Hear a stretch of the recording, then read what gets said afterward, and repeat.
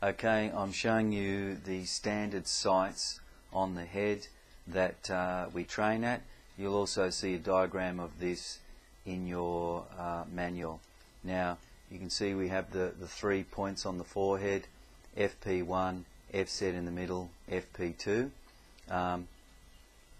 You can also see that we have FPO2, which is a point that we use in alpha theta training, and in some cases maybe this FPO2 site underneath the brow ridge in a little dip there of the eye ridge there.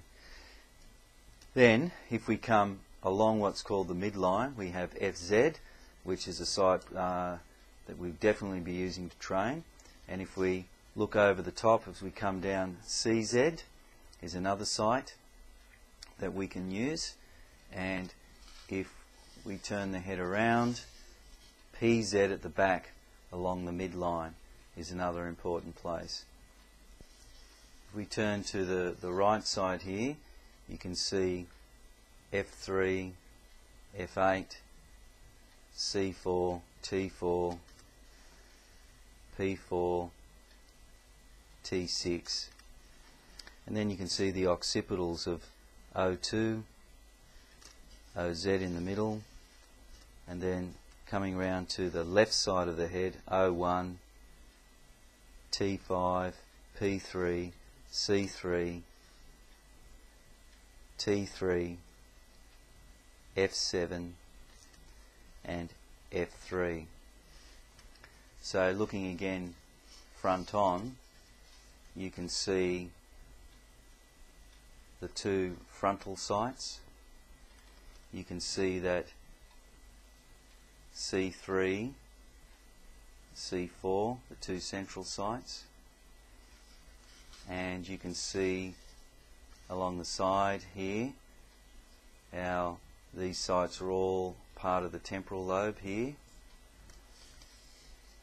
and then behind here we've got the 2 parietal lobe sights, P3 and P4, PZ in the middle. Now if you're looking frontally, you can see that once you find FZ, which I'll show you how to do that in a moment, that F4 is actually forming a triangle between C4 and FZ. And I'll show you how to measure CZ, C4, FZ precisely, and then if you need to find that spot, it's there. It's a triangle. And it's exactly the same when you're doing the parietals. You can measure CZ precisely, PZ precisely, and then that forms a triangle, the point of a triangle there. And that's where you can find that site. Some of the combinations of sites are FZ and PZ at the back here, CZ and this FPOZ site here, and certainly CZ, FZ, PZ by themselves, a combination of FP1, FP2, or just FPZ or FP1 by themselves for alpha theta training.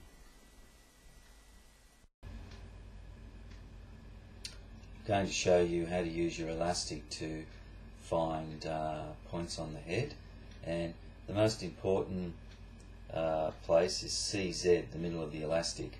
So if I put my finger on CZ, I put the elastic at the beginning of the brow here and hold that there, bring it up to the top of the head, and now I have CZ, and so that gives me my CZ mark. I also have at the front here the FZ mark there, this one here, and halfway between those two is a site that we use sometimes, FCZ, and of course at the back of the head we have PZ, and that's our PZ mark. Now finding CZ, if you then swivel the elastic around 90 degrees and bring it down over the middle of the ear like so, then this mark here is your C4 mark, and on the opposite side it would represent your C3 mark. So that's a very easy way of getting C3 and C4 here and here on each side of the head. Now from this FZ mark here, there's an easy way of finding F4, because you take the CZ point again in the middle and you go from FZ to C4,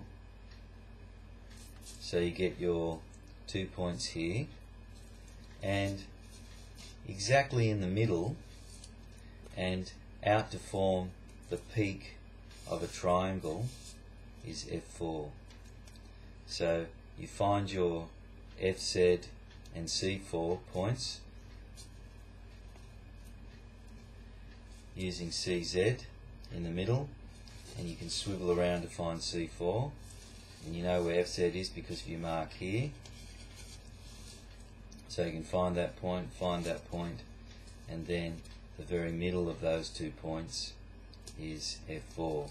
And of course you can do the same for F3 on this side, and you do exactly the same thing on the back of the head using CZ, C3, C4. So you do exactly the same thing on the back of the head. So you find, using CZ as your middle mark, you get PZ, you turn it around here to get your C3 mark. So with PZ and C3 you then find your middle triangle mark, which is P3. So again, there it is in the middle between C3 and PZ, and then you would do exactly the same thing on the other side. So there's your triangle there.